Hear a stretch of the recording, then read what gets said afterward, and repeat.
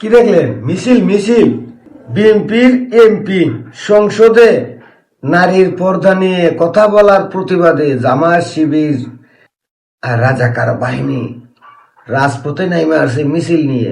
বিএনপির নেতা সংসদে নারীদের অপমান করে ফেলেছে, আর এটার প্রতিবাদে রাস্তায় নামছে।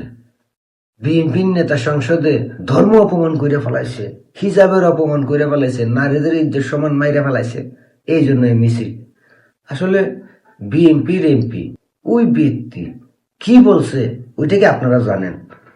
কি বলার কারণে এই জামাত রাজাকার আল বদর আল সালস বাহিনী রাজপথে নেমে আসছে ওইটা কি জানেন? শুনছেন আপনারা? হয়তো অনেকেই শুনেন নাই, কারণ এই রাজাকার আল বদর বাহিনী তো এমনি এমনি মাঠে নামে নাই ভাই, অনেক বড় কিছু নিশ্চয়ই বলছে। চলেন আগে শুনি এমপি সাহেব কি এমন বক্তব্য দিলেন যে বক্তব্যের কারণে জামাত শিবির রাজাকার আল বদর আল সামসের নাতিপতিরা রাজপথে নেমে আসলেন। কি বলছেন, কিভাবে নারীদের অপমান করছেন শুনেন। আগে এমপি সাহেব বক্তব্যটা শুনেন, তারপরে বলতেছি। তাই সাহেব চলে গেছেন, নেতার দায়িত্বের সামনে থাকলে ভালো হতো। আপনাদেরকে চেনা সত্য কত কঠিন, এই কারণে কঠিন। খন্দকার মোশাররফ সাহেব আছে 2000 সালে তাহের ভাই সব এমপি হওয়ার পরে, উনি মন্ত্রী হওয়ার পর আমাদের সব মন্ত্রীদেরকে এমপিদেরকে দাওয়াত দিয়েছে বৌনিয়া। আমি আবার বৌনিয়া কোথাও যাই না, কারণ কোন জায়গায় কে কি বলে দেয় বিপদে পড়বো। আমি বৌনিয়া জানাই, কয়েকজন বৌনিয়া জানে, কিন্তু তাহের ভাই বৌনিয়া গেছে। ঢুকার পর দেখি একটা কিছু হাঁটতেছে। আমি বললাম যে তাহের ভাই ভাবি কই? যে ওই যে আমি আপনি যে বদলাই আনেন না, এটা কেমনি বুঝবো? মাননীয় স্পিকার, আমাদের হাউসে আমাদের বোনেরা এসছে এমপি হইয়া, আপনি অভিনন্দন জানাচ্ছেন, আমি অভিনন্দন জানাতে চাই। সবাই মেধাবী, দুজনের বক্তৃতা শুনছি, আগামী দিনে কিছু করতে পারবে, ভবিষ্যৎ আছে, লেখাপড়া জানা। কিন্তু বুঝলাম না তো কারা আপনারা ভিতরে কে? আপনারা এদিকে দেখতে পারেন, আমরা এদিকে দেখলে কি আছে এটা বুঝবো না, এটা ঠিক না।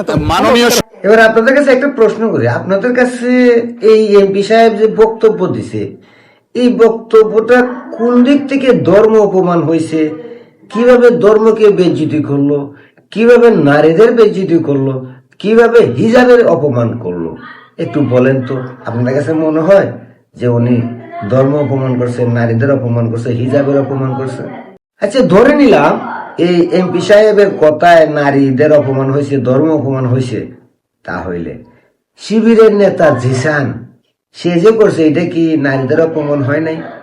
শিবিরের নেতা জিসান একটা মেয়ের সঙ্গে সম্পর্ক করছে, তাকে দিনের পর দিন রেপ করছে, রেপ করার পর সেই মেয়ের পেটে বাচ্চা চলে আসছে, আর ওই বাচ্চাটাকে মেরে ফেলার জন্য, পেটের ভিতরে মেরে ফেলার জন্য ওই মেয়েকে জোরপূর্বক বাধ্য করে ওষুধ খাওয়ানো হয়েছে। ওষুধ খাওয়ার পর ওই বাচ্চাটা মারা গেছে। মারা যাওয়ার পর ওই মেয়েকে বিয়ে করতে হবে, ওই জন্য ওই জিসান আত্মগোপনে চলে গেছে। আত্মগোপনে যাওয়ার পর এই জিসানের পরিবার থেকে মামলা করা হয়েছে যে আমার ছেলে, আমার ভাইকে গুম করা হয়েছে, তাকে খুঁজে পাওয়া যাচ্ছে না। অথচ এখন জানা যাচ্ছে সে নিজে আত্মগোপনে গেছে, গুমের নাটক সাজাইছে।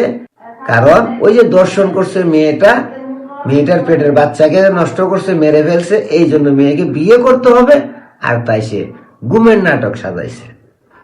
এই যে জিসান দর্শন করছে, এটা কি অপমান হয় নাই? নারী অপমান। পেটে শিশু বাচ্চাটাকে মেরে ফেলছে, এটা কি অপরাধ হয় নাই? নিজেকে গুম হওয়ার নাটক সাজাইছে শিবিরের নেতা জিসান, এটা কি অপমান হয় নাই? হয় নাই না? এইটার জন্য তো এই রাজাকার আল বদর আল সাম জামাত শিবিরের ছাগলের বাচ্চারা আন্দোলন করতে নামে নাই। কিন্তু সংসদে এমপি সাহেবের এই বক্তব্যটার জন্য রাজপথে নেমে আসছে। আপনাদের কাছে কোনটা অপরাধ মনে হয়, এমপি সাহেবের বক্তব্য নাকি শিবির নেতা জিসানের কর্মকাণ্ড? আচ্ছা ধরলাম এই জিসানেরটাও অপরাধ নয়। এই যে শিবিরের আরেক গুপ্ত বাহিনী অনলাইন অ্যাক্টিভিটিস, সে বলে সাহাবীরাও নাকি প্রেম করত, নবীদের আমলেও নাকি এক নবী আরেক নবীদের বউ নিয়ে যাইত। শুনেন, জিসান প্রেম করতো এক বিধবা নারীর সাথে, এটা সত্য কথা। একটা সময় এগুলো যেমন অন্যের স্ত্রীকে ভালো লাগতো, তারপরে তাকে বলতো যে তোমার স্ত্রী আমাকে দিয়ে দাও, এটা নবীদের মধ্যেও ঘটেছে, যদিও ওটা অন্যায় না। কিন্তু এই শিবির নেতা যে প্রেম করেছেন, এটা আইনের দৃষ্টিতে কোনো অন্যায় না। আর ইমাম মাহদী তার তিনি হতে পারেন, তিনি প্যান্ট শার্ট পরা কোট টাই পরা ব্যক্তি হতে পারেন, তবে নিঃসন্দেহে তার দাড়ি থাকবে। দাড়ি কাটে এরকম কোন ব্যক্তি ইমাম মাহদী হওয়ার কোনো সম্ভাবনা নেই। অবশ্যই সুন্নাত থাকবে, এবং তিনি প্যান্ট শার্ট কোট টাই করলেও সেটা সুন্নতি কাঠামোর মধ্যে হবে নিঃসন্দেহে। তো এই সবগুলো বিষয়গুলো একত্রিত করে আমার কাছে যেটা মনে হয়েছে, ইমাম মাহদী, যেটাকে আমরা বাংলাদেশি বা ইন্ডিয়ার পার্সপেক্টিভে বললে জামাত শিবির থেকে ইমাম মাহদী আসতে পারে। এইবার আপনারা বলেন তো, কোনটা অপরাধ, কোনটা ধর্ম অপমান হয়েছে, কোনটা নারীদের বেজ্জিতি করা হয়েছে? এমপি সাহেবের বক্তব্য, নাকি জিসানের কর্মকাণ্ড, নাকি এই যে শিবিরের গুপ্ত বাহিনী অ্যাক্টিভিটিস নামের ছাগলের 3 নাম্বার বাচ্চা বললো সাহাবীরাও প্রেম করতো, এগুলো অপরাধ না? জিসানেরটা অপরাধ না? নবীরা একজনের বউ আরেকজনে নিয়ে যাইত, এইটা ধর্ম অপমান? একটা ধর্ম অপমান হয় নাই? তাহলে জামাত শিবির রাজাকার আলবদর আলসাস বাহিনী এইটার প্রতিবাদে কেন রাস্তায় নামে না?